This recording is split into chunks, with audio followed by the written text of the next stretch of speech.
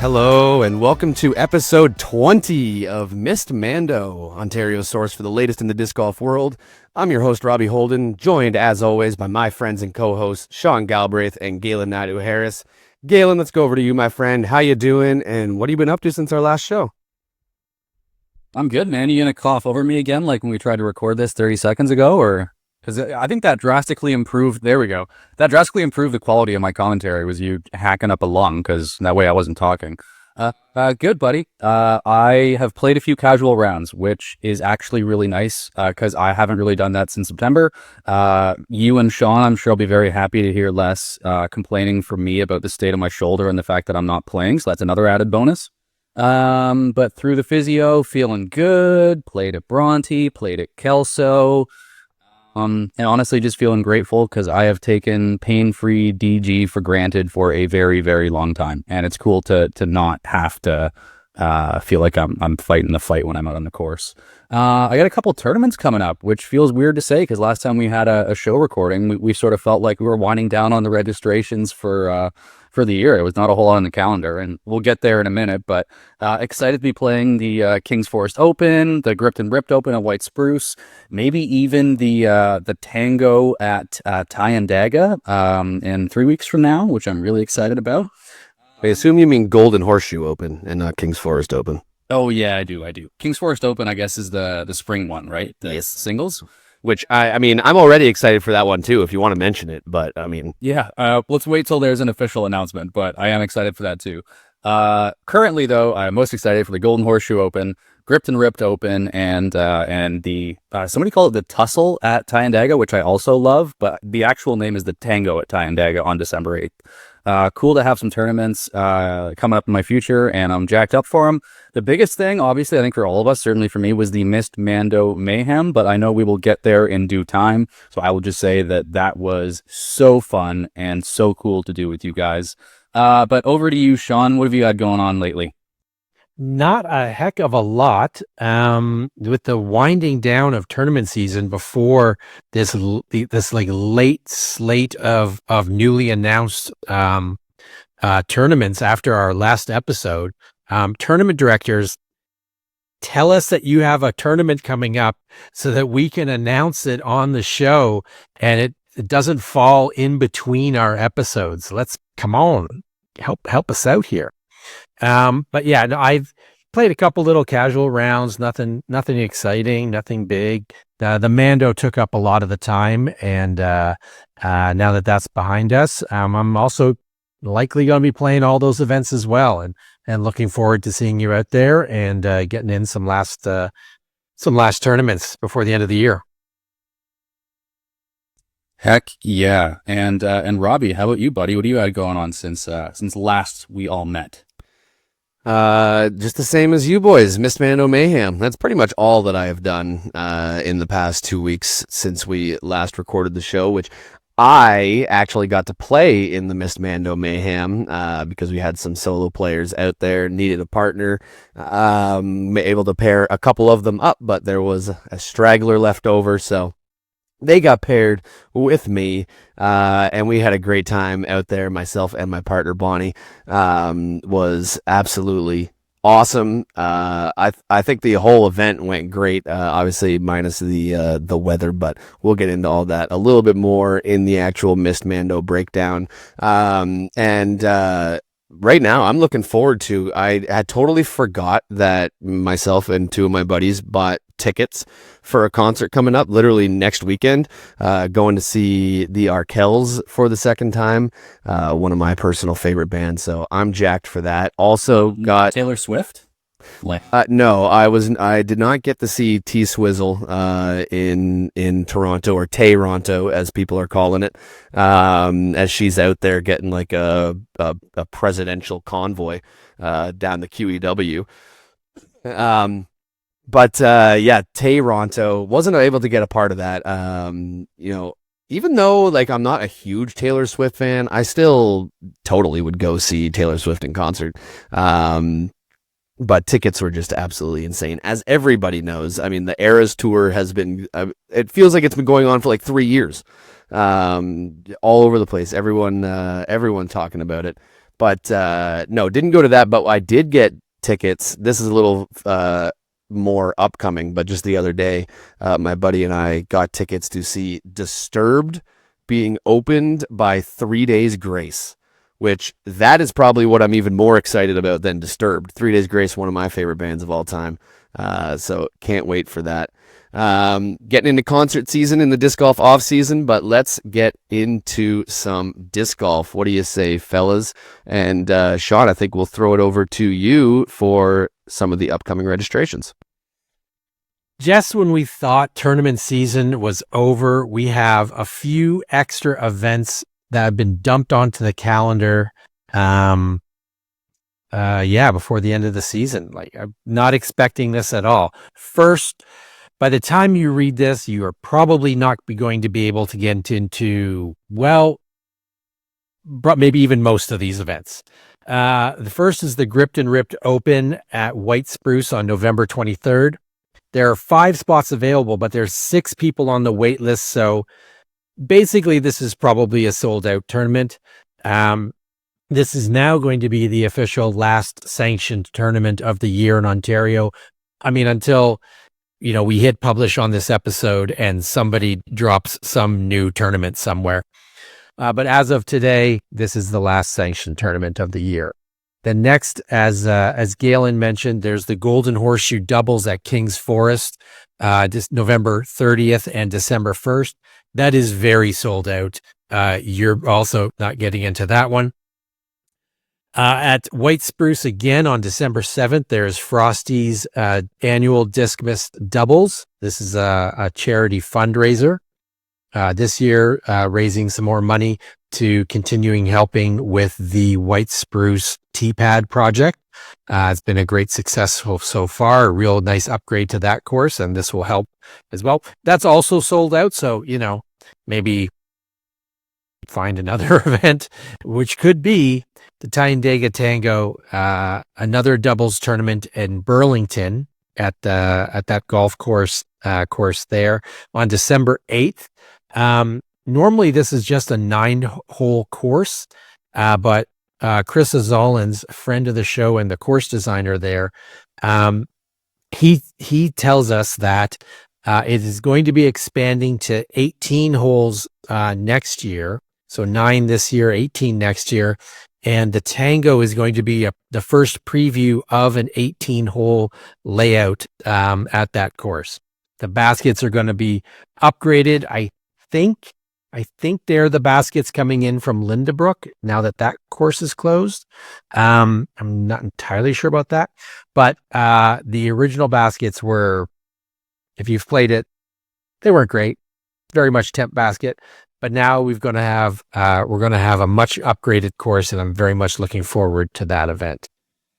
As of now, that's it for tournament registrations, which you basically can. There's one that you can register, and by the time this episode drops, registration will already be open, and it may already be sold out. Who the hell knows? That's what I was going to say. Not to burst your bubble, but as you hear this episode, registration opened last night.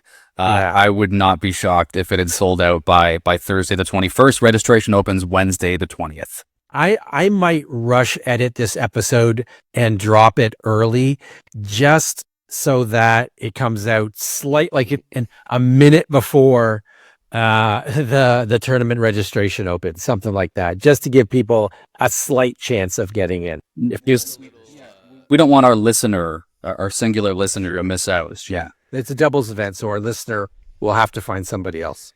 Just as a bit of an example of how popular King's Forest is and how excited people are to play that course again, there are 88 teams actively registered right now and 20 teams on the wait list.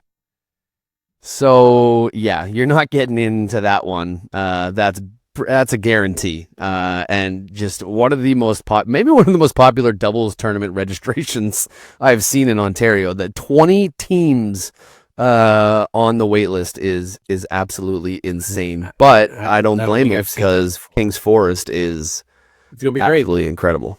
And the fun part is that the course will not be open ahead of the tournament for practice rounds. Oh, Your first round on the course will be in the tournament. So I don't know what the layout's going to be, if it's going to be different from last year or what, but that should be just fun chaos. Looking forward to it. You know, we love chaos here on Missed Mando, that's for sure. Well, what do you boys say we head into some of our breakdowns? We actually do have some breakdowns. Of course, we'll get into the Missed Mando Mayhem in a little bit. But first, we're going to talk about the WFDF World Team Disc Golf Championships. We're taking a trip down to sunny Perth, Australia for this year's version of the World Team Disc Golf Championships. For those not familiar, this is a match play team event with countries playing 4 total games in each matchup in a mix of singles and doubles, with a win earning 2 points, a draw earning 1 point, and obviously a loss earning 0 points. This year's event saw 212 athletes from 23 different countries competing for not only medals in this event, but also a chance to qualify for the 2025 World Games in China, which will include disc golf for the first time since 2001, where back then Barry Schultz won the gold, but Canadian Michael Sullivan won the silver medal, actually beating out Jesper Lundmark from Sweden, who got the bronze as well. So pretty solid field back then. I think it was Juliana Korver that won the gold in the FPO division. At the last WFDF World Team Championships in 2022, Estonia took home the gold, Czech Republic took home the silver, and our Team Canada came home with the bronze. One correction from the last episode, Galen said that Kristen Tatar's caddy, Silver Lot, was on Team Estonia. That is actually me that said that, so whoever wrote this part is wrongly blaming Galen. But you know what? I'll do that anyways, so let's just blame Galen. Wrongly said that Silver Lot was on Team Estonia. This was a gross error, and he deeply regrets being so very, very wrong yet again. Do you want to know the best part, Robbie? I was fully willing to take the blame, but I was going to say that I regret nothing and I would do it again. So I'm sad that I can't say that since it was actually you. But I think also on Bonnie. Or I saw Silver Lot's name. I could have swore I saw Silver Lot's name somewhere, but you know, I'm just making things up at this point. Just a boy. Yep. Team Canada came into this event ranked 3rd in the world and were, of course, one of the favorites to challenge for the gold medal. And they were starting the event in Pool B with Norway, Germany, Latvia, China, and the hosts from Australia. Canada started strong in the round robin, taking a 6-2 win over China, but slowed down through the rest of the round, taking 4-4 ties against Germany, Latvia, and Australia before finishing with a tough 5-3 loss against a strong Team Norway. That left Canada in 4th place in Pool B and had to start the knockout round against the number 1 seed from Pool A, which were the powerhouse Finns. From Finland, of course, Finns from Finland. I don't know why I even made that redundant. But anyways, which meant one of these gold medal favorites would be moving on and one would be knocked out without a chance for a medal. Both teams were able to win 2 matchups each, leaving a 4-4 tie, and were also tied after the tiebreakers of doubles and singles results, meaning that it would come down to a sudden death playoff between the MPO 2 players. I guess when you submit your roster, you have to kind of have an MPO 1, MPO 2, 3, and 4, so on. So it was the MPO 2 players from each team, Canada's Max Regitnig and Finland's Nestori Tukinen. After Nestori went OB and Max played safe off the tee, it was advantage Canada, but a great second shot from Nestori over OB and onto the island green gave him a circle's edge putt, and Max kept it safe from there. He played short of the OB before pitching up onto the green, leaving himself a nice easy putt, and also giving Nestor a chance with a do-or-die putt to extend the playoff, but it came up slightly offline, giving Team Canada the thrilling win, and Team Finland ends up finishing in 9th place. In the quarterfinals, Canada swept Austria 8-0 to set up a semifinal rematch against the hosting Team Australia. In that semis, in singles, Sofia Dunica takes the win 1-up over Sarah Lee, while Casey Hannemeyer loses 5-3 to Luke Bain. In doubles, Thomas Gilbert and Colleen McInnes get the win, one up over Alex Kynaston and Gina Hill.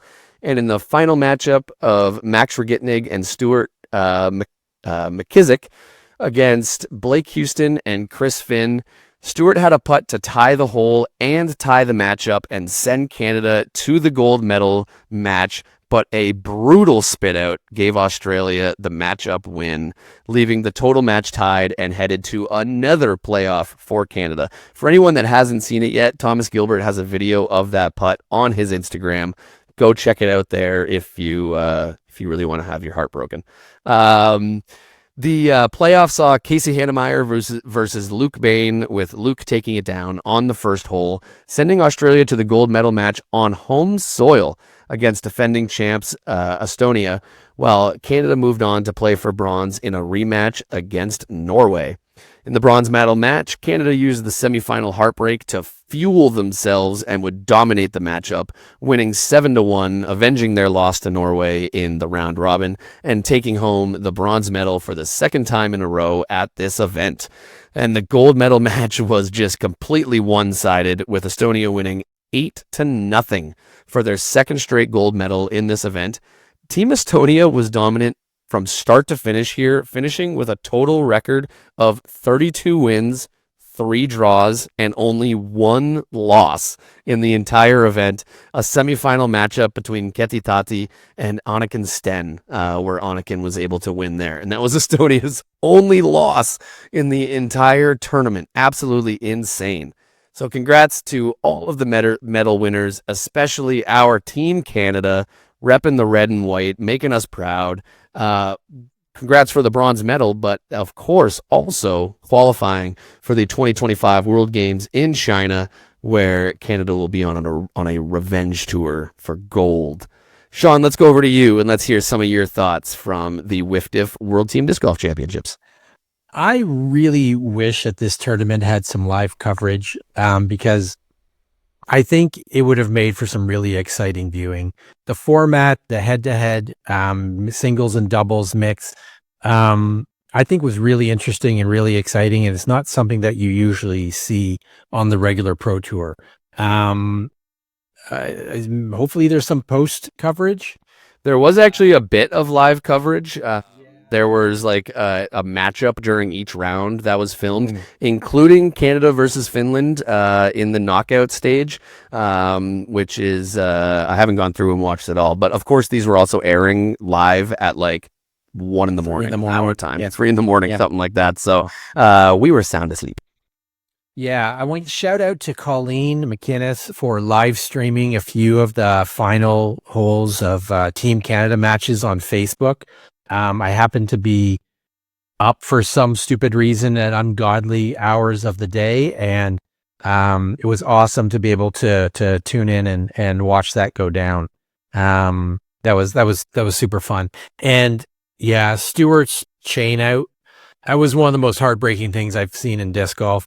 The video is basically painful to watch, and within like 1.5 seconds, you have a full range of human emotion, from extreme elation to confusion to disbelief and just pain and just like, what? It's horrifying, and it's a must watch video. I'll probably drop it in the show.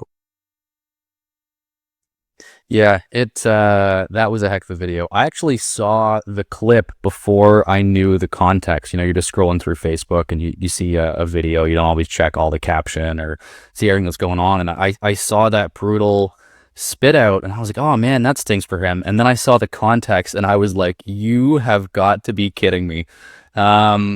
Yeah, I also echo Sean's sentiments that I wish more of it was live streamed. I hope we see some post coverage. I don't know whether we will or will not, and how much we'll see. But for me, I was following mostly through the Bronte Creek Club chat, where I was getting regular updates from Colleen and Brownie.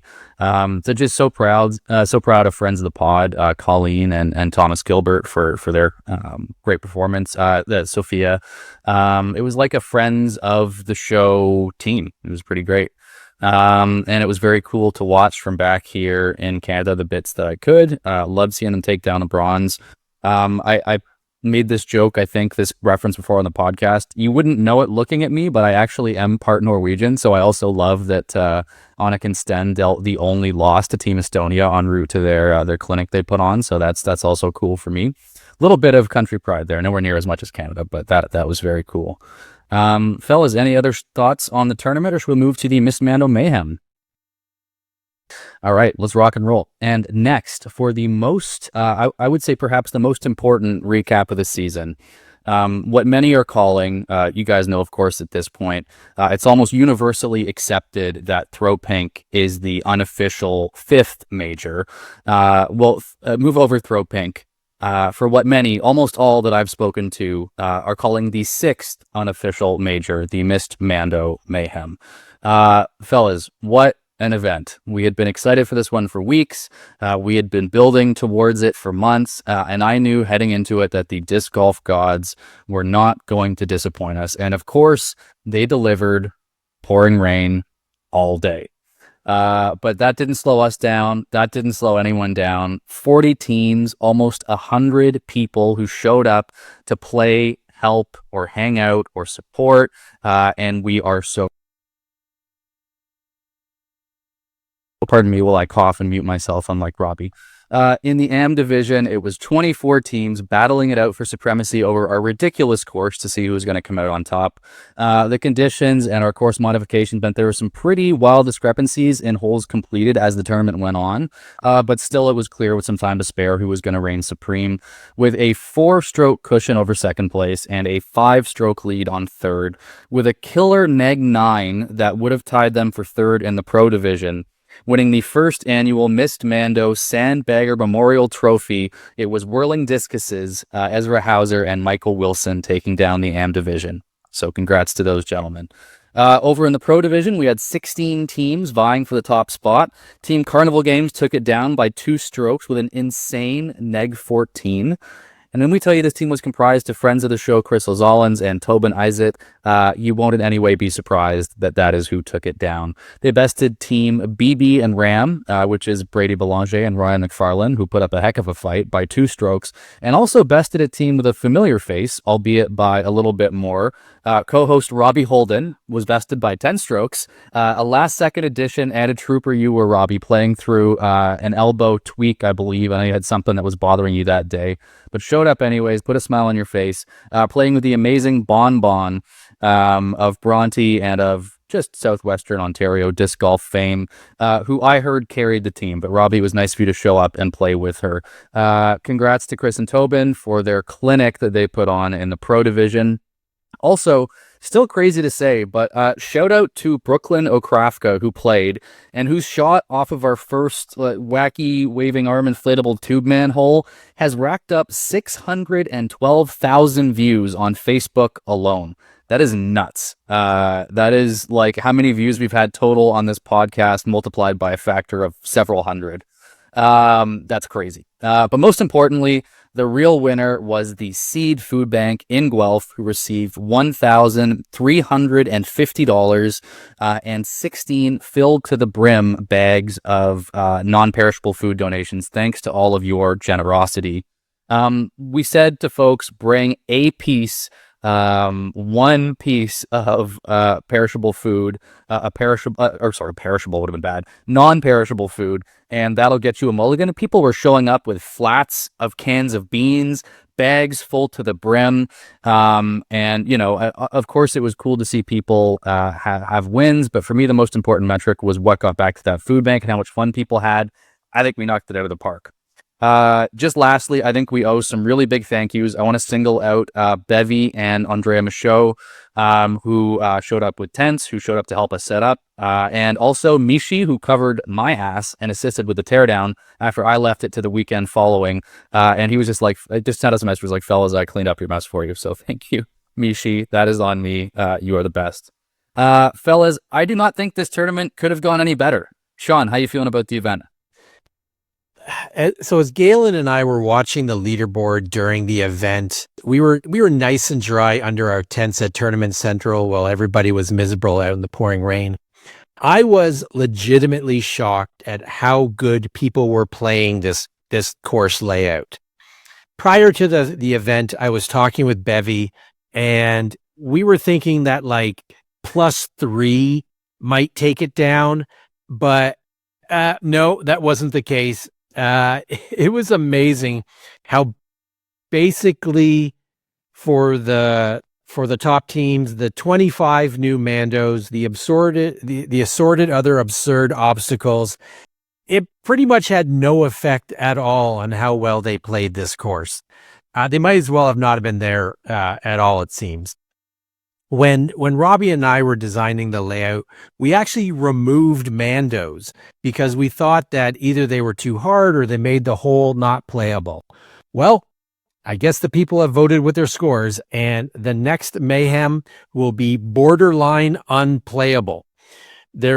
We are nothing if not incredibly spiteful, and we will take it out on the players next time.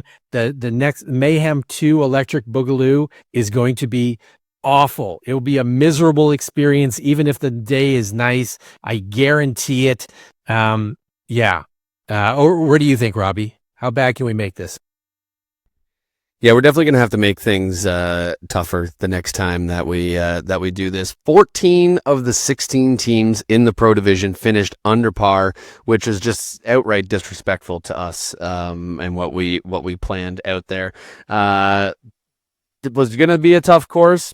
Definitely not. But it was still a ton of fun. I think we still nailed it, even though it didn't hit the challenge that we really wanted to have on the course.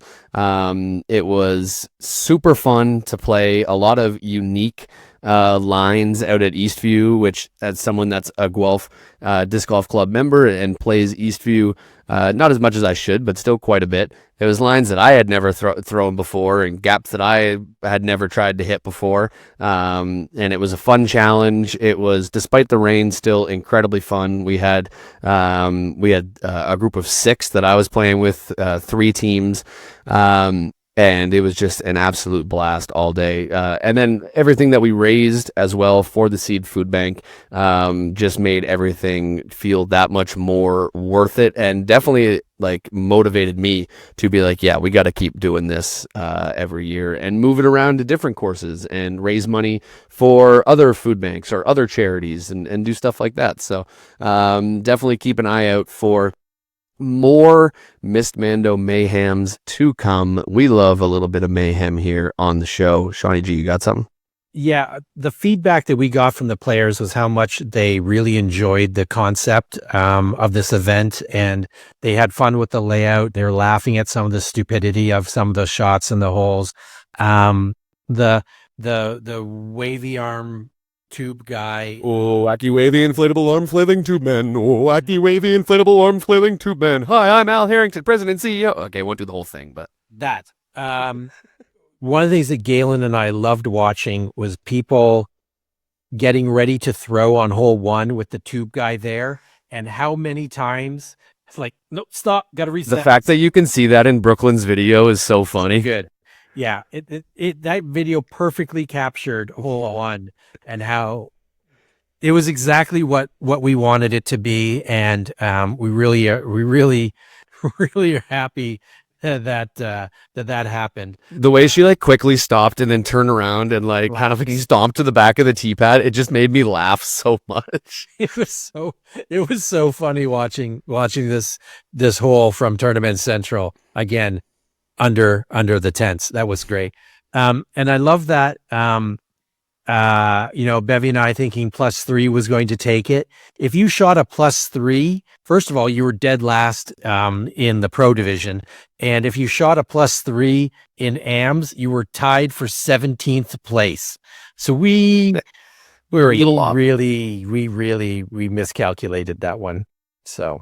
Yeah, and I forgot the most important thing ever in my recap, which is that I bullied Robbie into letting me take a celebrity shot for him on hole 1. So Robbie didn't actually play hole 1 and in the tournament. Parked it.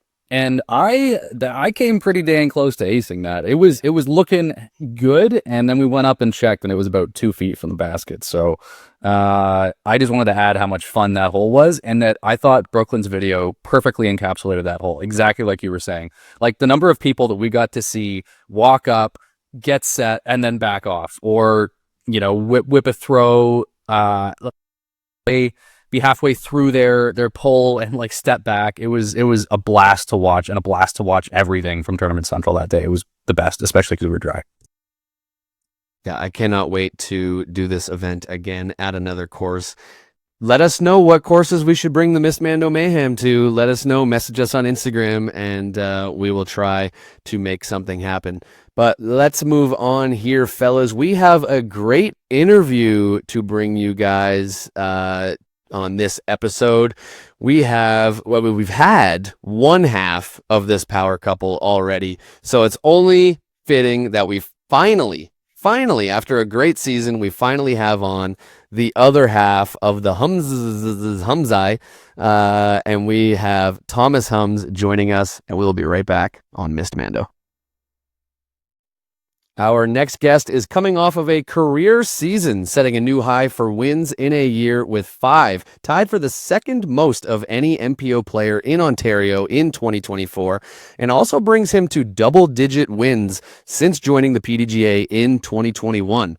He had an additional 3 podium finishes this year, including most recently placing second at the Ontario Provincial Disc Golf Championships after a scorching neg 10 1035 rated final round to jump up on the leaderboard. It's a pleasure to welcome to the Missed Mando podcast, Thomas Hums. Thomas, thanks for joining us, my man. The patented Thomas wave makes its first appearance on Missed Mando. I love it. And, first off, Thomas, I've got a super serious question for you. At the P15 Open earlier in the year, you finished with tied with a lowly MA1 player being me in 9th place. And I just got to know if that was how disappointing that was for you, and if that was the fuel that boosted you to have 5 wins throughout the rest of the year. I don't think tying with Mr. Robbie Holden had anything to do with it. I definitely was not happy with how I was playing at P15. Love the course, but I don't know. Sometimes in the spring, it's just I'm all over the place. We get out of our harsh winter up here, and I haven't quite figured out what I'm doing yet, and just trying to put it all together. So definitely a few bad runs in the spring. Lit a fire under my ass to get moving. So.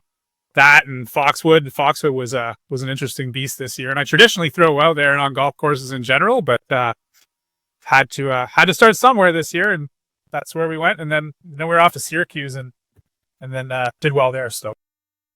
Well, on a complete opposite side of things, it definitely motivated me and made me feel like I did something good. So opposite sides of the spectrum from an AM player playing pro compared to a pro player playing pro. But on an actual serious note, congrats again on a great 2024 season and those 5 total wins, as we mentioned. Looking back on the season, how do you think it went compared to your goals to the start of the season? Well, I was adjusting to a new bag this year, as many are aware. I'm with Prodigy right now, and so didn't really have expectations of how I wanted to get things going. I was kind of struggling with my putt at the beginning of the season, and honestly, throughout the season, I was just trying to adjust my technique to try to make more confident long putts, and that wasn't going well at all. So I think by the end of the year, I was starting to get into stride, and it was feeling good. But as far as the season, like compared to the year previous, and really goals I'd set out for myself, I think I was happy with how strong it finished. Definitely was hoping for a little more consistency in the beginning, and but it came around, and that's the way some things go, especially when you're trying to tweak things technique wise, bag wise, and myself, I consider myself a perfectionist and trying to improve my my form and distance, and I'm tweaking stuff all the time, which doing in the season can be detrimental, but I'm never happy with where I'm at, so I'm always trying to push the envelope, and sometimes that nets good results, and that can carry forward and give you some strong tournament results, and other times it can mean you're taking a step back before you're taking a couple steps forward. So it it all balances out, I guess. On a bit of a different note here, let's take things way back even further than when you and I met, and I was like, who is this man who is jump putting 150-foot holes in the snow at Sudbury, and what is going on here? We mentioned in the start that you joined the PDGA in 2021. 3 tournaments you played at the end of that season that were sanctioned. What's your sporting background? What got you into disc golf? And I'm curious whether you played a while before you got your number, because I noticed that your PDGA number is actually higher than Sean's, and he hasn't exactly had the progression in the sport that you have. Basically, Sean sucks, but in comparison to him, you're pretty great. And so, what's your background been getting involved in disc golf, and did you have any sporting background that prepared you for it when you first got involved? I think that's probably where I have not necessarily an advantage, but what has driven both my quick rise to either success or just high level in the sport. I did come from a high level athletic background. I was on the Canadian track cycling team from 2010 to 2012, 13. So I have experience competing at a high level.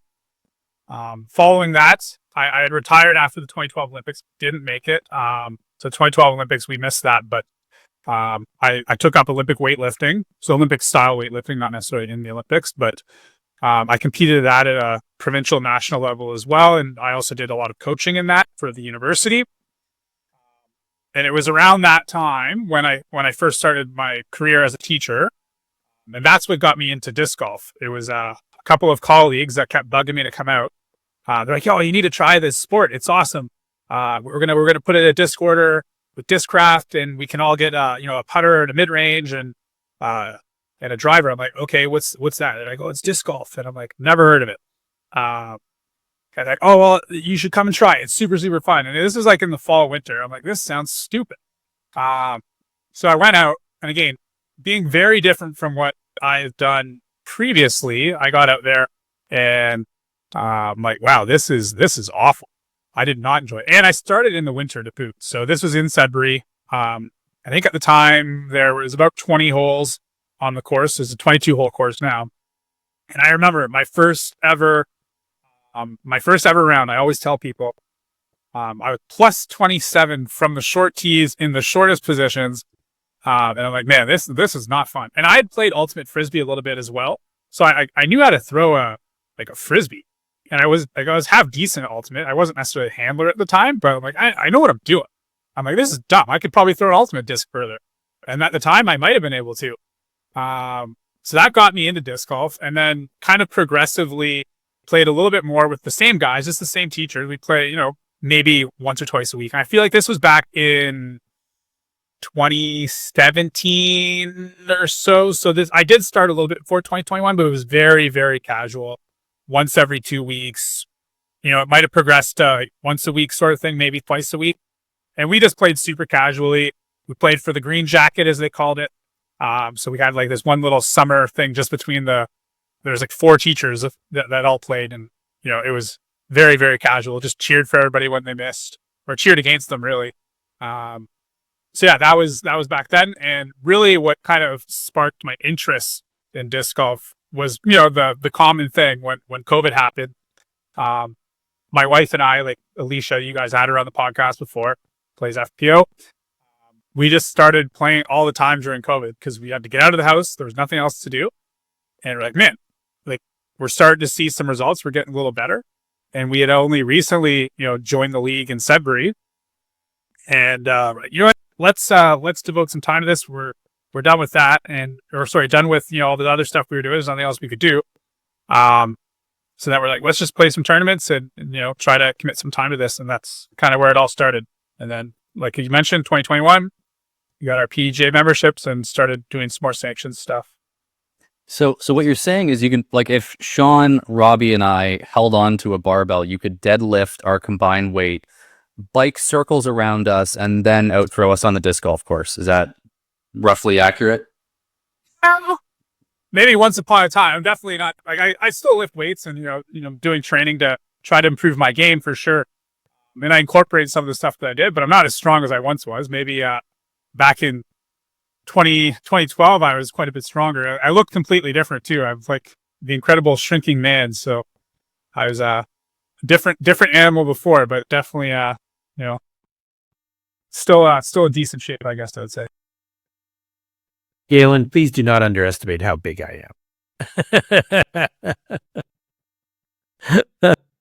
So it's safe to say that once you started, you really got that bug, and you, like so many of us, started going hardcore into tournaments and everything.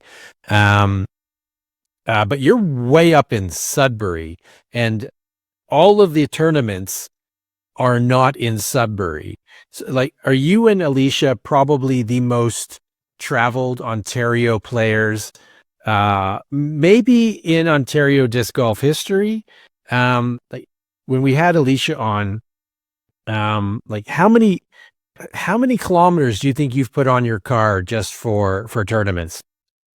Well, the car that we were driving last year to tournaments is dead, so yeah, it's a lot. Like, and not even just for tournaments. Like, in the spring, we're coming down almost every other weekend, even just to practice, because we only have so much time off as teachers to take during the school year.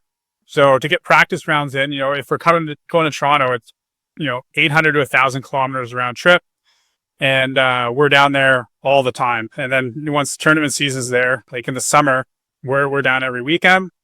So I can't even quantify in the last 2 or 3 years where we've been playing or how much we put on the vehicles, but we've definitely got to be up there with some of the most traveled in Ontario.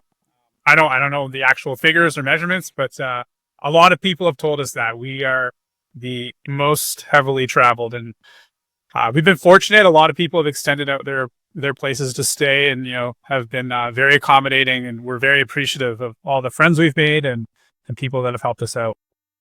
Do you basically, like, Friday the school bell rings, you're like, later kids, peace out, jump in the car, and then head down the highway heading to whatever tournament or practice or whatever? Yeah, more or less. So we work in a secure custody facility as teachers right now, so that's kind of the way it works most days. At the end of the day, it's not the same as a regular school, so we are fortunate in that regard that we have a bit of work-life balance. When the bell rings, we're out of there. So it makes it easier for us to travel, especially on a Friday when we don't have to be there, through a meeting or marking after school at that point. So we have some time that we can manage that and get out there to tournaments or practice rounds or whatever.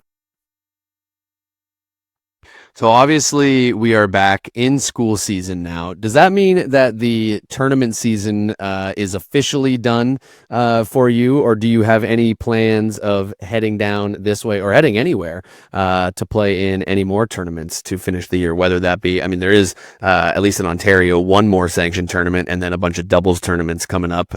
What does the rest of this season look like for you?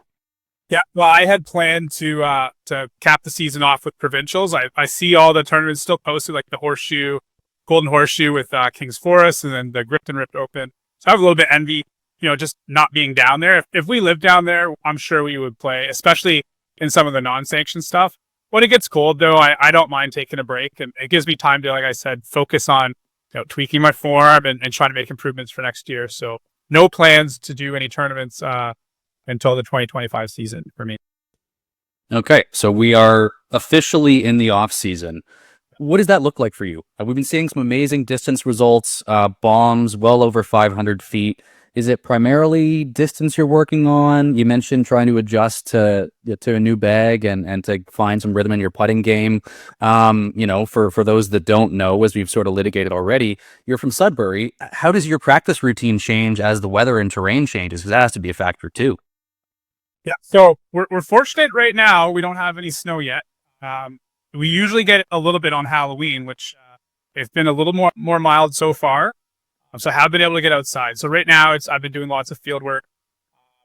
I do have quite a few different like putting setups and driving net setups that I'm able to use. So I have a setup that I use, when I have some downtime at work. I have a driving net at work. The putting basket set up there. So if I on my lunch or whatever, I can get a few reps in there, and I set up a camera to tweak my form and do some video surveillance, we'll say, video analysis. And we have a similar setup at home. So in the living room, we've got We've got our putting basket there over by the window. We've broken a few blinds, from the odd miss. But then we also have a little driving net that drops down from the ceiling that kind of leads into our kitchen.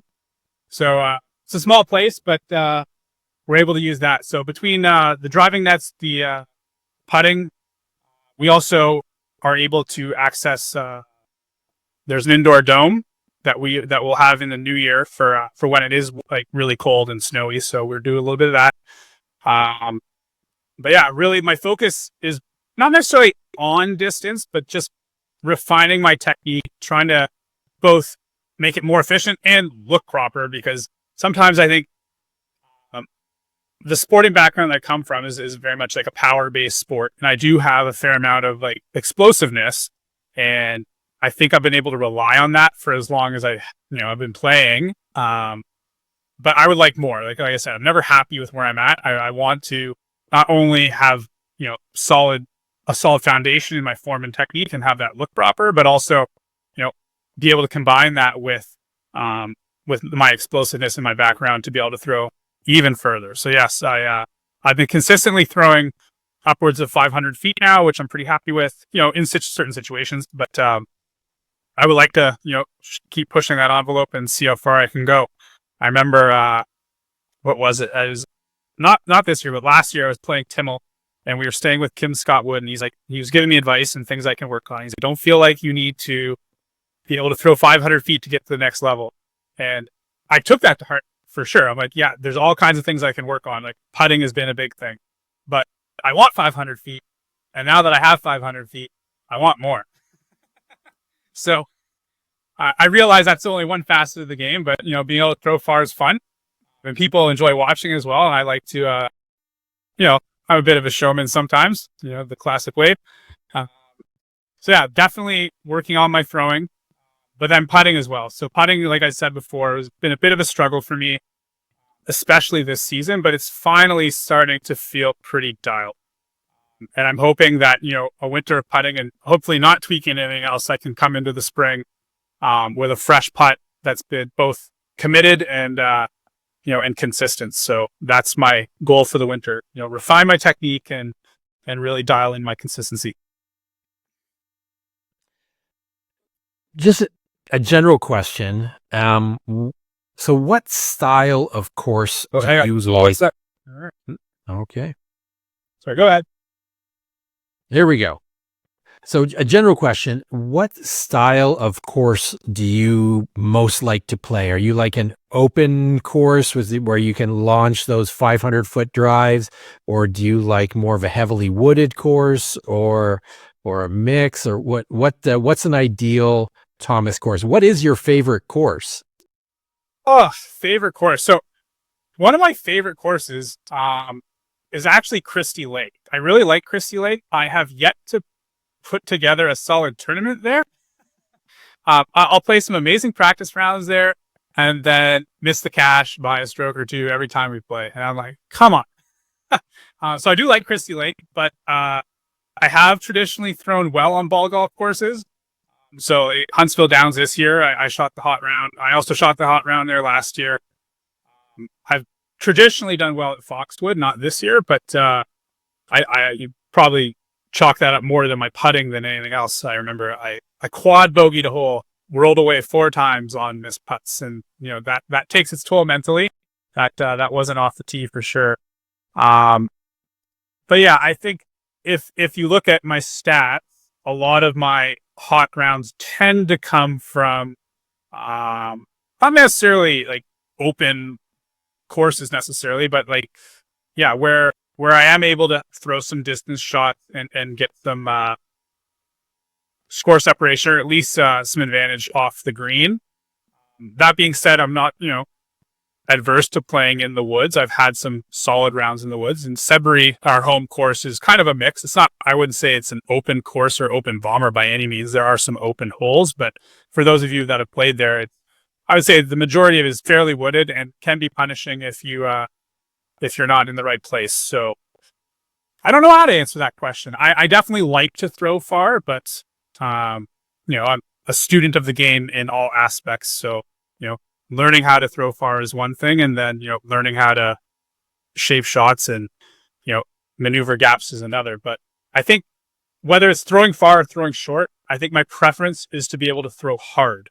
I think that's probably the thing I struggle with the most is finesse, be it on a putt or on a throw.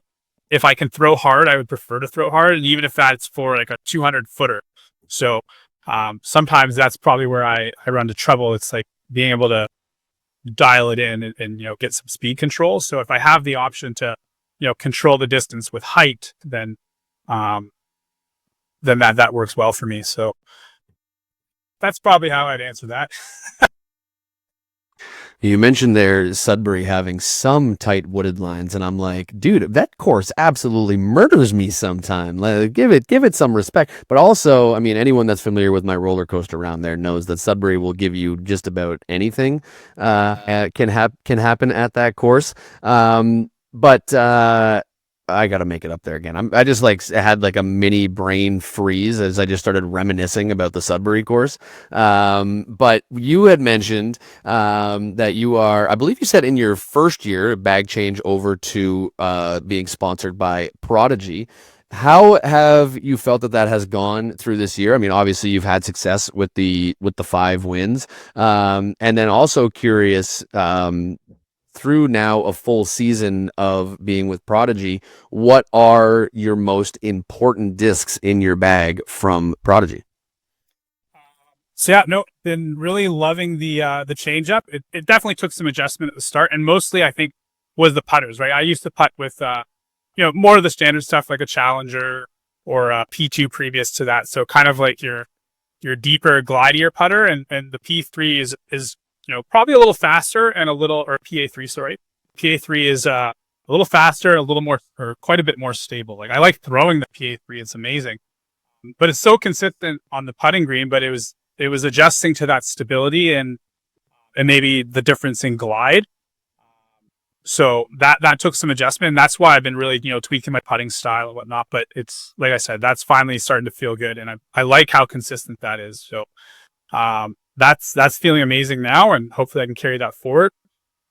As far as adjusting to drivers, that was a non-issue. I was very happy with the drivers I came across. When I first was, I don't want to say suspect, but when I first was fairly certain that I was going to be on Team Prodigy, I had been actually doing some coaching with Thomas Gilbert, and he gave me a lot of discs from his old collection. So most of my bag is actually from Thomas. So I have a lot of some reflector vintage stuff in there that's treated me very well and well seasoned, and some of my favorite discs are the ones that he gave me for sure. So very appreciative. Shout out to Thomas, thank you. And as far as like staples in my bag, I have a few D1s that I kind of lean on for overstable discs, as well as some Bowling Green D3s. So Prodigy players are, I'm sure, aware of that run.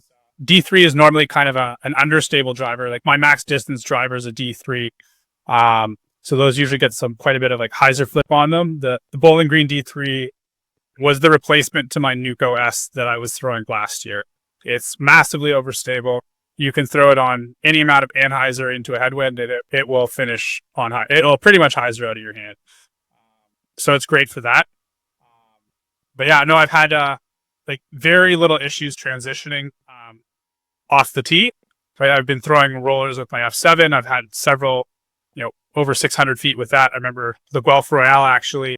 It's the par 5. I think it's hole 16. I narrowly missed an albatross throw-in on hole 16. It was I think it was a 640-foot roller, and then I had a D1 in. And it was more just for the height and distance control. I had a very overstable run to throw through a sky like spike hyzer and like almost albatross, and had a tap in eagle. So that's the one thing I think I've been very happy with, both in technique changes, but also I'm throwing further than ever, and happy with the progression that I've seen with Prodigy, and hope to continue that into the 2025 season. As someone who's played Vic Park Valley a lot, it's actually, I think, technically the closest course to me. Or no, Forefathers would be, but that's just a short little 9-hole course. So Vic Park Valley would be the next closest to me. And getting an albatross look on 16 is mind-boggling to me. Seeing as every single time I've played that hole, I am short of the green in 2. But as I mentioned earlier, lowly am player, pro player. It's different. It's different strokes. And also, I switched to PA3s recently. They are so money. That's so money. Very good hand feel and super consistent.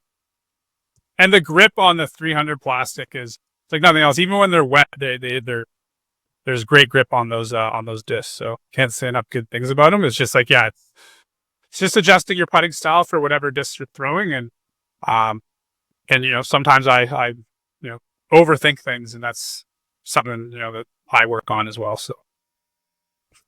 Heck yeah. And clearly given you some success with how this season has gone for you. And we've sort of had a running like half bit on the show about the best disc golf power couple in Ontario. And so, we gave you these, whatever questions about your sponsor and the courses you like.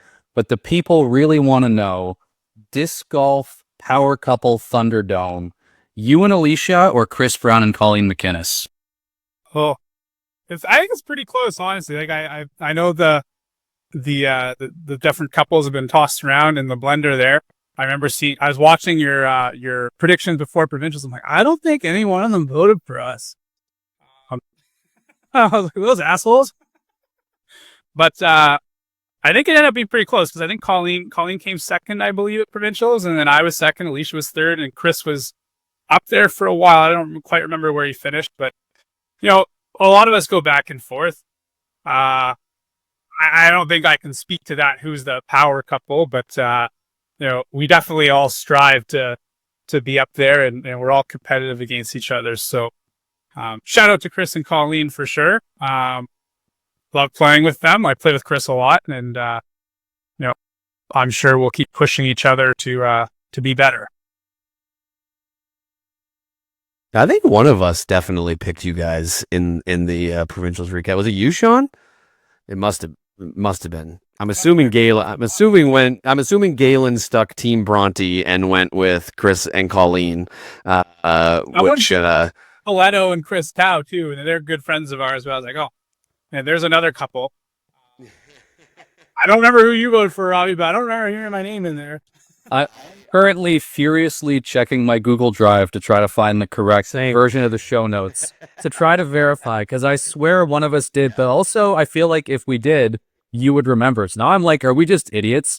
Did the three of us somehow not choose you two? Because it sounds like something stupid we would do. I feel like I watched it and I was like, oh, I'm going to show that.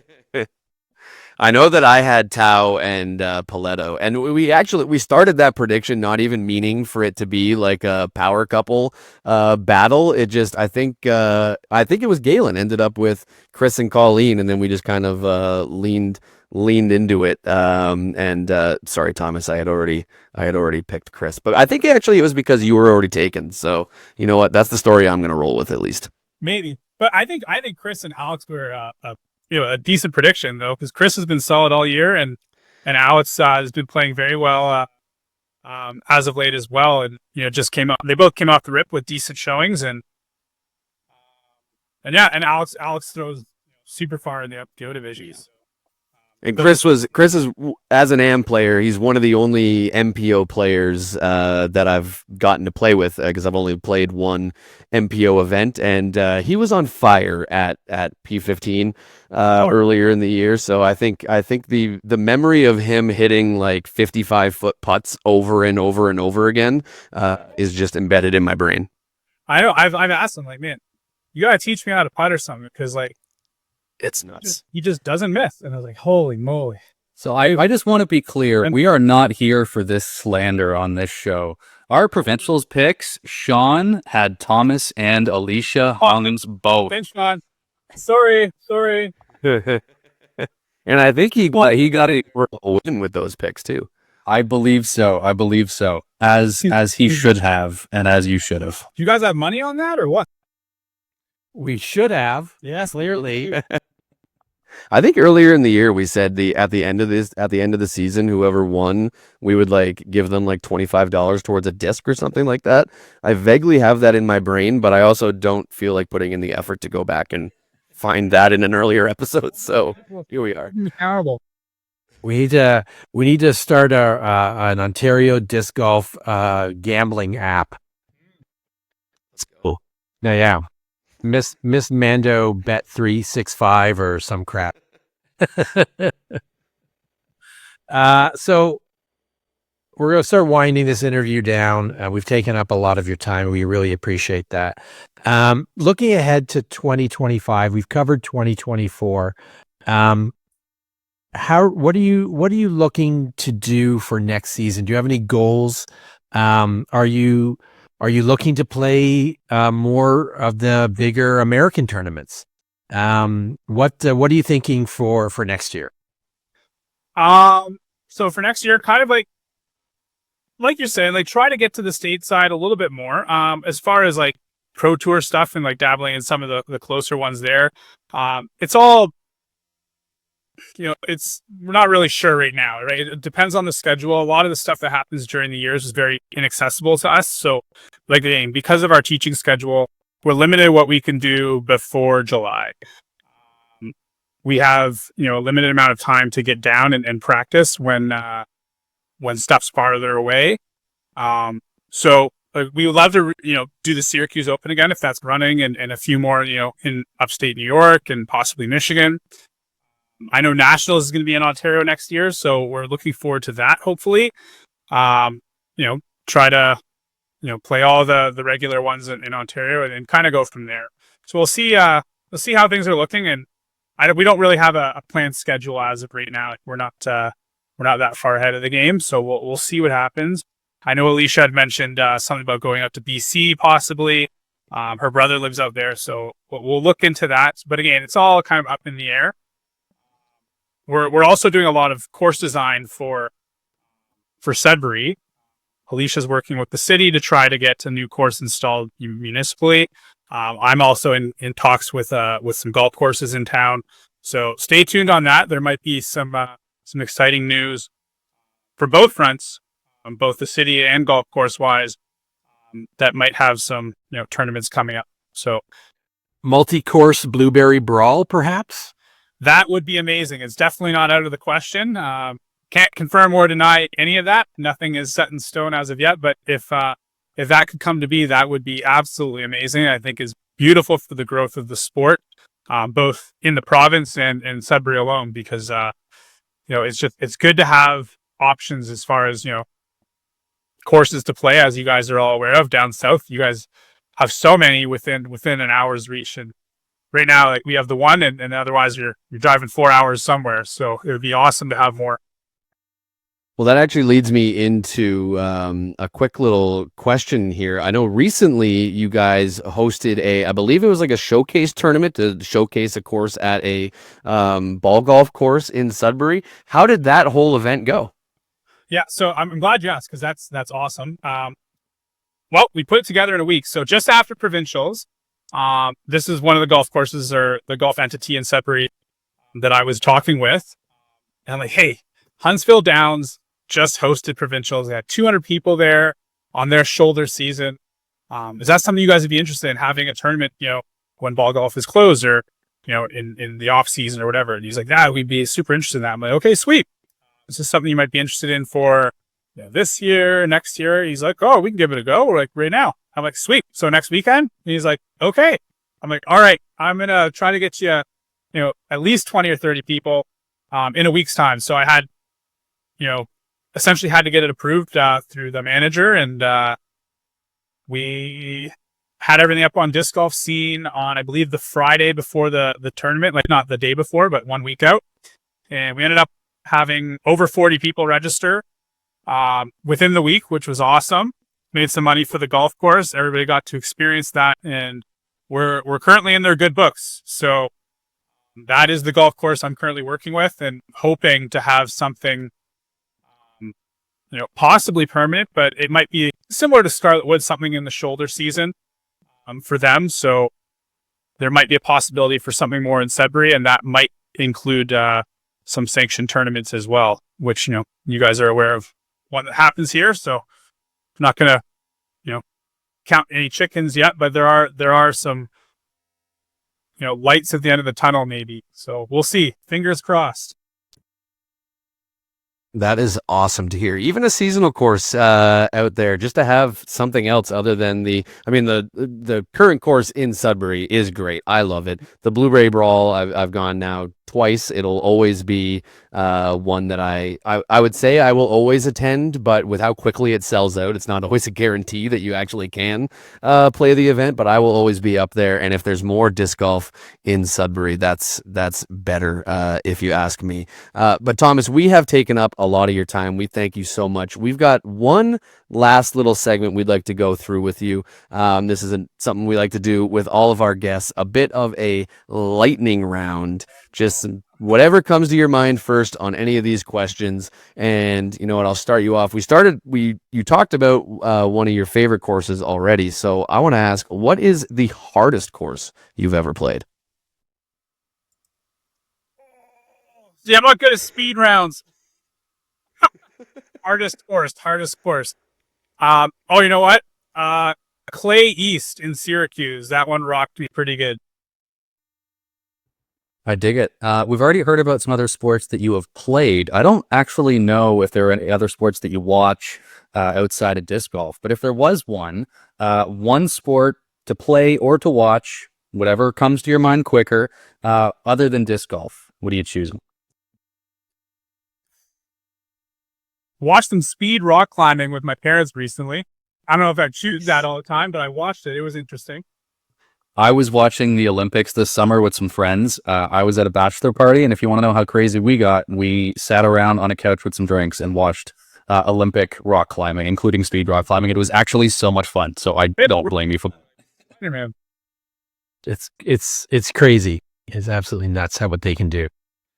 Next question. I don't know if you are big on karaoke, but what is the one song when it comes on the radio, you're driving by yourself or you're at a karaoke place, what is your go-to jam that you are belting out? You know all the words to, and you are getting right into it.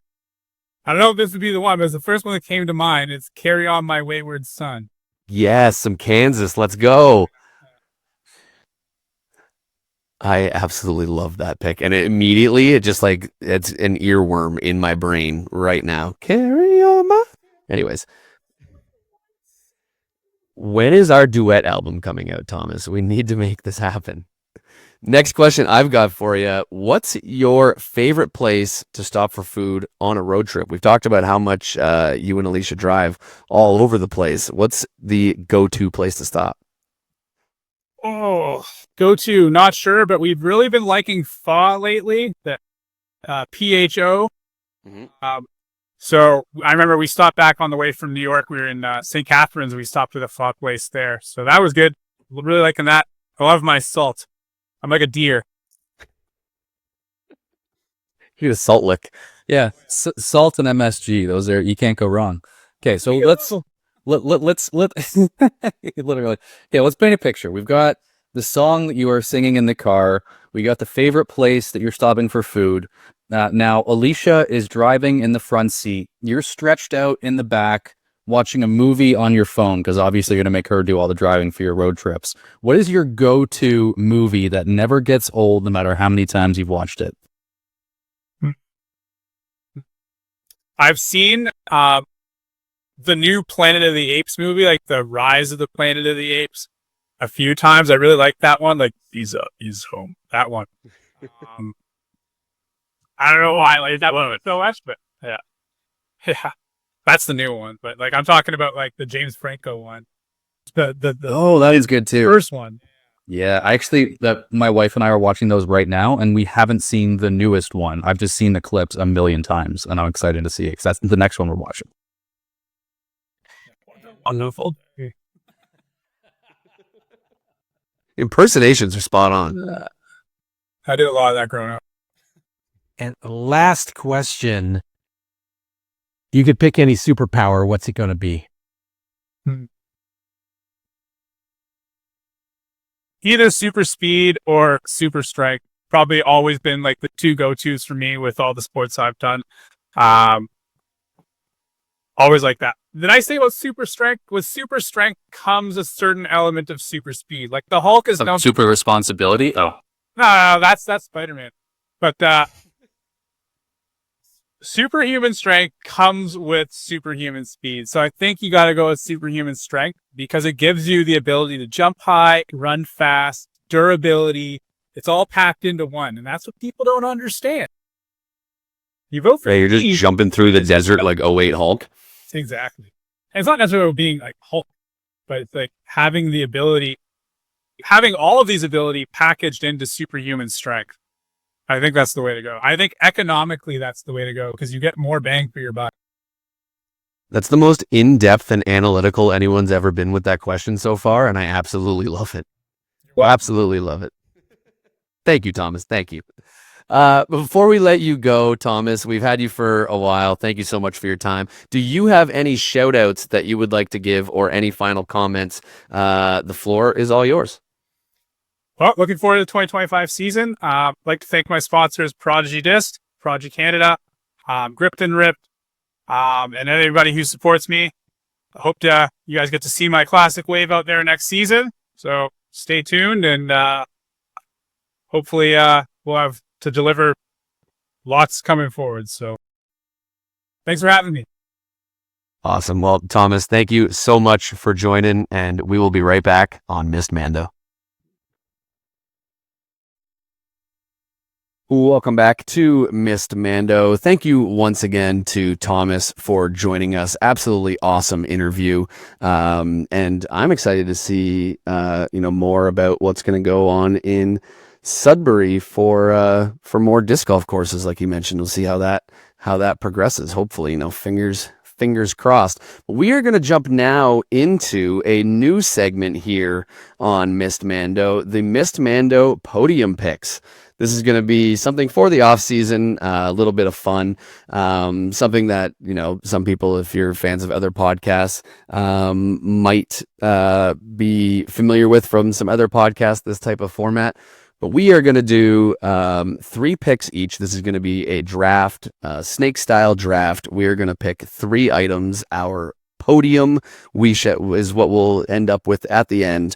But essentially just a team of 3 things depending on what we are drafting.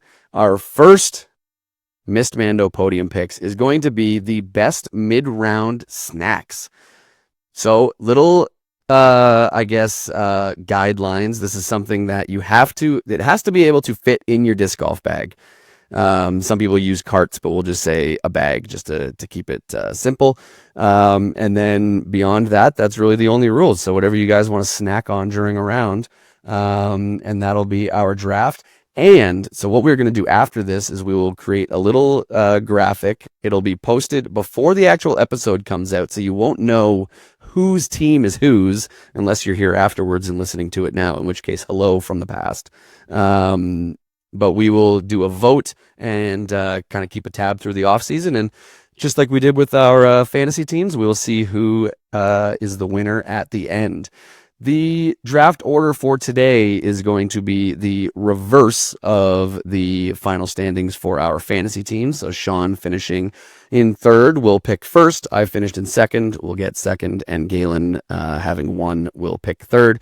Snake style draft like we always do. And I don't think that there's anything else I really need to cover. So Sean, if you are ready, what is going to be your first pick in the best mid-round snacks podium? There is only one snack that I ever bag. It is the individual snack packs of Welch's Gummy Bear from Costco. I buy them by the skid, and I consume them. Like one bite is an entire bag. It's like rip, pour, done. I go through like 800 bags per round. All-time undisputed champion of disc golf snacks. I will accept no questions, and you are all already in third place. Well, I do agree that that is one of the top tier snacks. It's also like when tournament directors include like a little snack in your players pack. That's like one of the go-tos every single time. You're guaranteed to get a little package of Welch's fruit gummies. And even though I have 35 in my bag, I am still diving into that bowl and getting more because I'm going to eat them all. Which always explains how big I am. Hey, I'm with you on that one, pal. But for me, my first pick, and this is pretty much my go-to for a mid-round snack if I am able to have one, I am going to take beef jerky. Absolute staple. Get it anywhere, stop at a gas station before the round, grab a bag of Jack Links, and you are good to go. Robbie, you are so close. You're definitely on the right track. Our viewers, our certain viewer is going to go, oh man, he was almost there. He had a dried meat.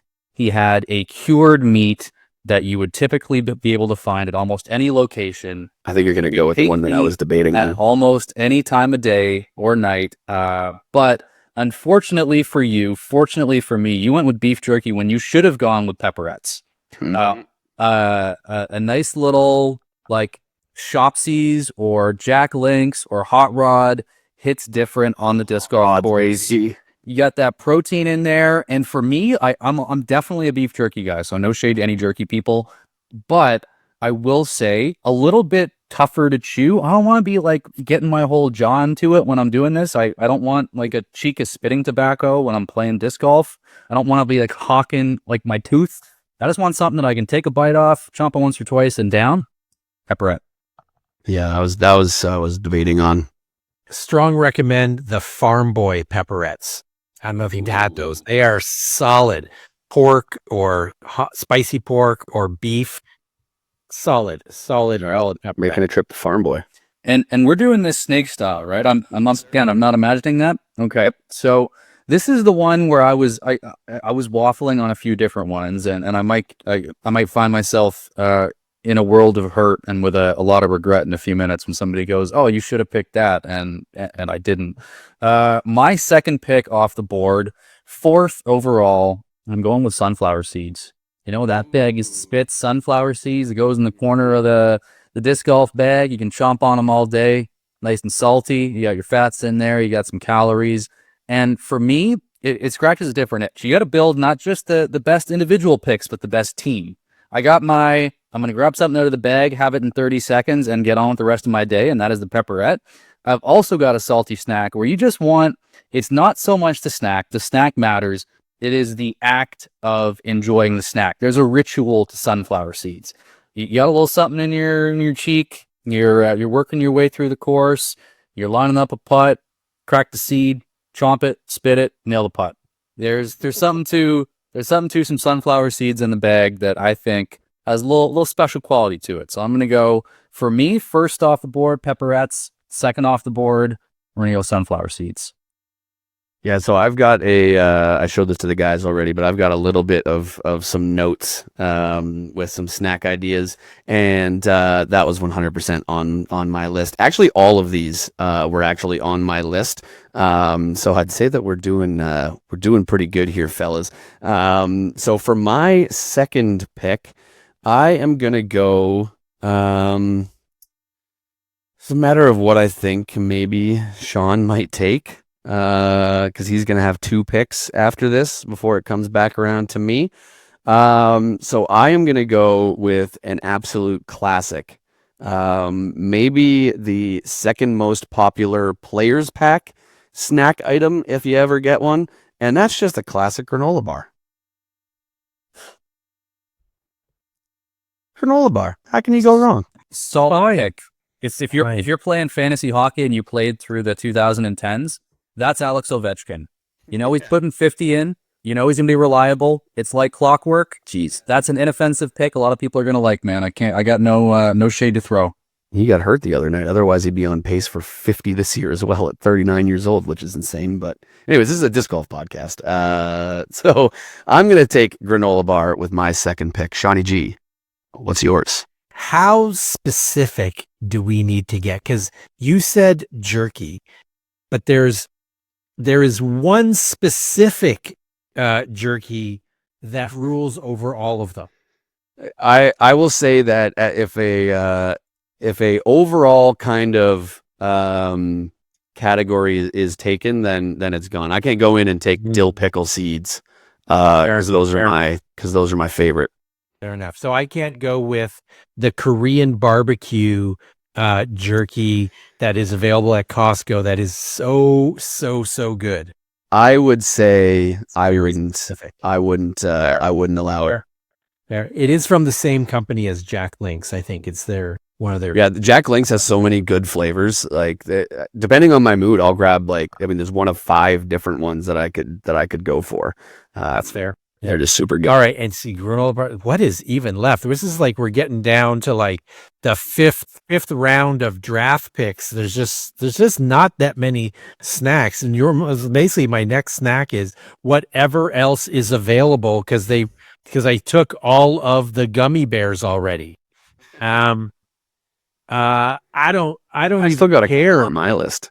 I don't even care. There is no second pick for me. Like it's all about those Welches. Let's go with I don't care. Literally any chocolate bar that isn't There we go. Chocolate bar. Literally any chocolate bar that isn't Big Turk. I don't even know if I've ever had a Big Turk, to be honest. I don't think so. It is. It's not a good idea. Turkish Delight on its own.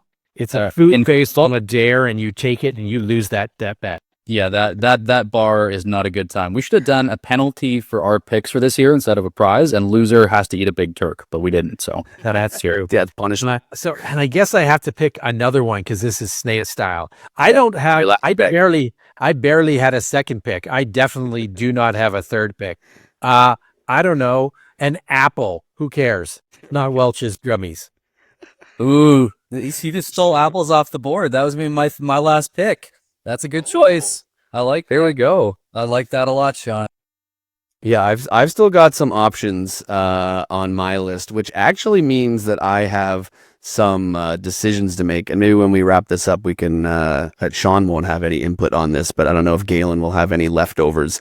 We can mention ones that weren't taken. But for my third and final pick to wrap up this draft. I feel like this is slightly stretching the definition of snack, but so I will let you guys tell me I'm not allowed to take this if you feel like it's too far out of snack range. I'm already fine with it. No, absolutely not. It does fit. We got 1 and 1. We've got. It does fit in my disc golf bag and is one of my favorite things to snack on. And I have snacked on it in the middle of a disc golf round, so for me it counts. And that is a good old PB&J. See, that was one of the things where I was like, we're talking categories. Is somebody just going to take a big major category off the board? And Sean went chocolate bar. But the thing in my head was sandwich. Because I was like, you can justify any cold cuts, a PB&J, depending on who you ask, you could justify a hot dog. There are some options in a sandwich category. So I think the only thing you're doing to shoot yourself in the foot here is going only PB&J. Yeah, you know what? And I will stay true to my word and my honor. And I will stay with just PB&J, which one of my best friends doesn't like peanut butter. And I'm now realizing that there might be some other weirdos like that out in the world that automatically my list won't count for them because they don't like peanut butter. But you know what? I love it so much that it's going to go up on my list. So my third pick is a PB&J. Galen, what is your final pick and final pick of the Missed Mando podium picks? So you talked about whether or not we would mind stretching the definition. I'm going to take the definition. I'm going to tape one end to my house, tape the other end to the back of my car, and drive to work. Because that is how far I am stretching the definition of a snack here. Last off the board, the only reason that I think it was still on the board is because you guys probably wouldn't have thought that it would count as a snack. But any disc golf player knows this fits in your bag. This comes in clutch. It gives you the energy to finish a round when you need it. I'm taking beer.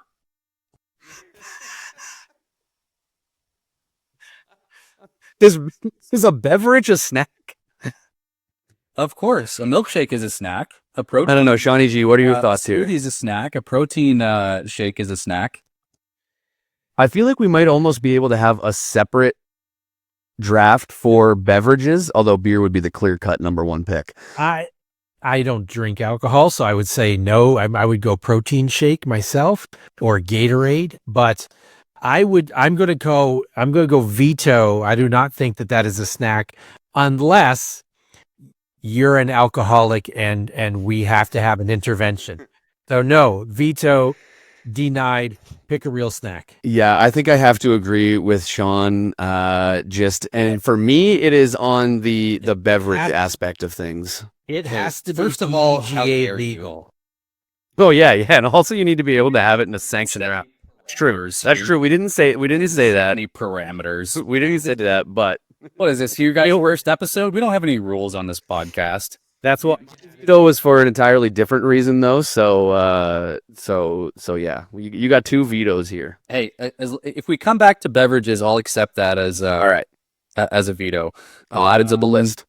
Okay, well, since you guys will not accept me taping one end of my snack to the house and one end of my car and driving off with how far I'm going to start that Technology, though. last we will go with is trail mix. I go trail mix. Yeah, that was the one Solid pick. when we mentioned taking ones that you might not have yourself, but lots of people will. That was one that I had written down on my list. Was trail mix. Not a big fan myself. Not that I don't like it. It's just not my go-to. But I know a lot of people that like a good bag of trail mix. So that's gonna do it for our first ever Missed Mando Podium Picks segment. Sean has Welch's fruit gummy snacks, a chocolate bar, and an apple. I've got beef jerky, a granola bar, and a PB&J. That actually might be like my ideal podium picks of snacks personally. And Galen has pepperettes, sunflower seeds, and trail mix. We already mentioned, Sean, you're not going to have much to contribute here, but Galen, did you have any honorable mentions that you didn't get the draft other than beer? Yeah, well, it was going to be trail mix. It was going to be number one. Also surprised that the chips are still on the board. And the other one for me, not one of those things where it's like you'll pick the category, like sour candies in general. I don't know, see, it's a Sour Patch Watermelon, a Sour Patch Kid, Or Cherry Blaster and Babies. Cherry Blasters. I think you could even really shoehorn Fuzzy Peaches in there if you wanted to. But sour candies for sure are in my disc golf bag on a regular basis. Yeah, I'd say those are the two that I was like, okay, I wasn't sure where to go when you guys vetoed my beer pick. Where am I going to go? Those are the other two that were in my mind besides trail mix.